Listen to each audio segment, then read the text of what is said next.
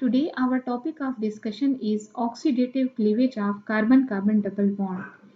In this case, this is a process of oxidation of carbon-carbon double bond along with the breakage. So this is known as oxidative cleavage. We will discuss today carbon-carbon double bond oxidation, that is accompanied with the cleavage of carbon-carbon double bond. So we will focus on this process, oxidative cleavage.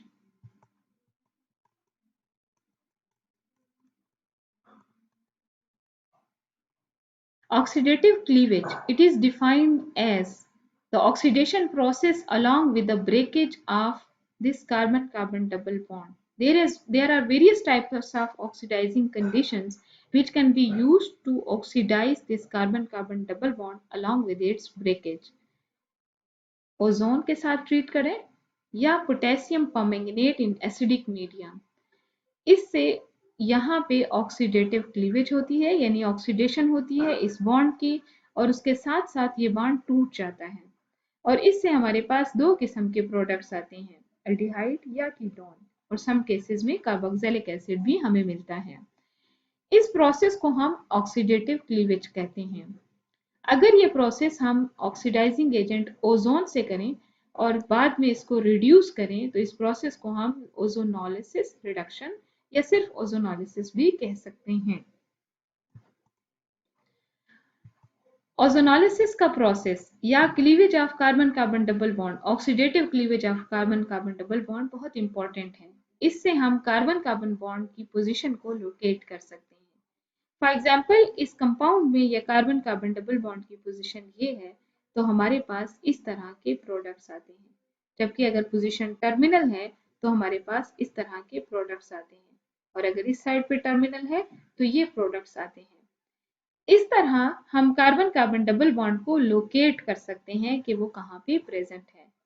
Natural products के बड़े बड़े molecules में जहाँ पे double bond को locate करना मुश्किल होता है, वहाँ पे हम ओजोनोलिसिस के जरिए और उनके एंड प्रोडक्ट की केयरफुल आइडेंटिफिकेशन से हम मालूम कर सकते हैं कि वो डबल बॉन्ड पर टर्मिनल है या के इंटरनल है या उसकी पोजीशन क्या है। Now the mechanism of carbon-carbon double bond oxidative cleavage. If you are using oxidizing agent ozone, you can write it in this way because it is an angular molecule. It will attack over here, this will attack over here.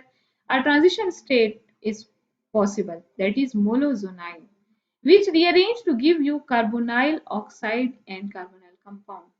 After addition of these two species, we get this intermediate ozonide. हमें ये ozonide मिलता है। इसके बाद आप इस ozonolysis के बाद आप क्या करते हैं, ओजोन से ट्रीटमेंट के बाद आप करते हैं इस ओजोनाइड को ट्रीट या तो माइल्ड रिड्यूसिंग एजेंट से या किसी भी ऑक्सीडाइजिंग एजेंट से। तो दोनों कंडीशंस में प्रोडक्ट का थोड़ा सा डिफरेंस आता है। ओजोनॉइड जो कि खुद डिसोसिएट होके आपको दो कार्बोनाइल प्रोडक्ट्स देता है। इसी तरह आप जब ओजोन के साथ मुख्तलिफ किस्म के अल्कीन को या अल्काइन को ट्रीट करते हैं तो हमें डिफरेंट टाइप्स ऑफ प्रोडक्ट्स मिलते हैं जो कि आपको स्क्रीन पे दिखाई दे रहे हैं। If you go for oxidative workup, it means कि आप ओजोन से ट्रीटमेंट के बाद ओजोनॉइड को ट्रीट करते हैं hydrogen peroxide which is an oxidising agent, इसीलिए हम इसको ऑक्सीडेटिव वर्कअप का नाम देते हैं। इससे हमारे पास दो किस्म के प्रोडक्ट्स आते हैं, कीटोन और कार्बोक्सिलिक एसिड।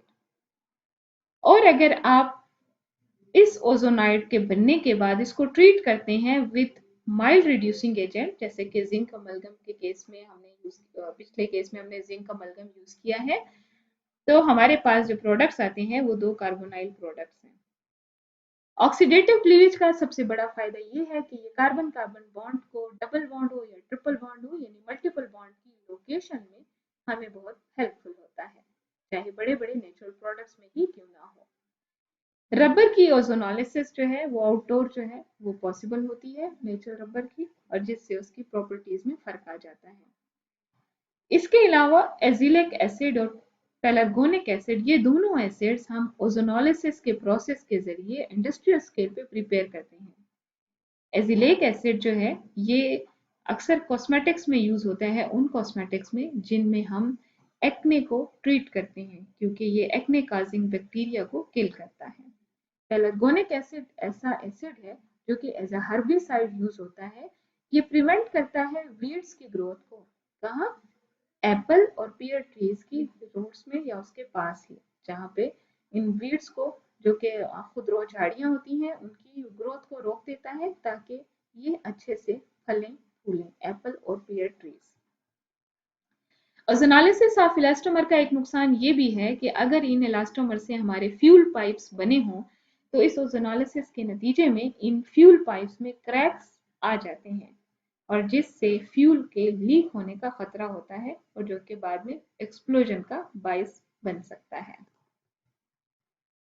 एल्काइन की ऑक्सीडेटिव क्लीवेज ओजोन से बहुत आसानी से पॉसिबल है। इसमें जो ओजोनाइड बनता है उसका ये स्ट्रक्चर है। After reduction it gives you dicarbonyl compound, जो इन्हीं कंडीशंस में फर्दर आपको एक अल्कोहल और एक कार्बोक्सिलिक एसिड देता है। At the end, I will discuss the named oxidation or oxidative cleavage, that is Lymex-Johnson oxidation.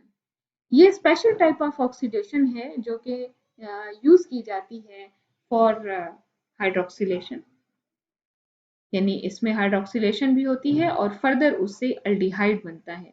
इसकी सिंथेटिक इंपॉर्टेंस ये है कि ये जो अल्डिहाइड बनता है ये फर्दर ऑक्सीडाइज नहीं होता। So it is very good method for the oxidation of carbon-carbon double bond to obtain aldehyde. So this aldehyde in these conditions it is not further oxidized.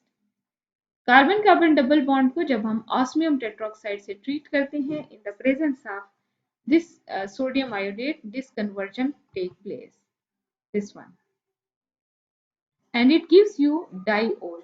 This diol is further oxidized by sodium iodate and it gives you these two aldehydes.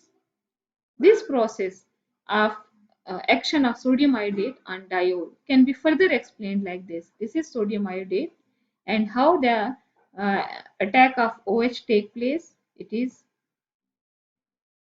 given on screen.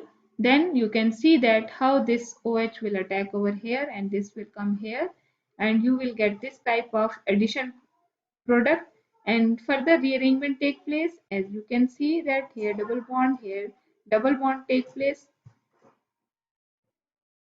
So here electron density comes here, this comes here, and this leaves the surface, and we will get dialdehyde in this case. And if there is no cyclic diol, then you will get two types of aldehyde. So this is the end of the oxidative cleavage of carbon-carbon double bond discussion.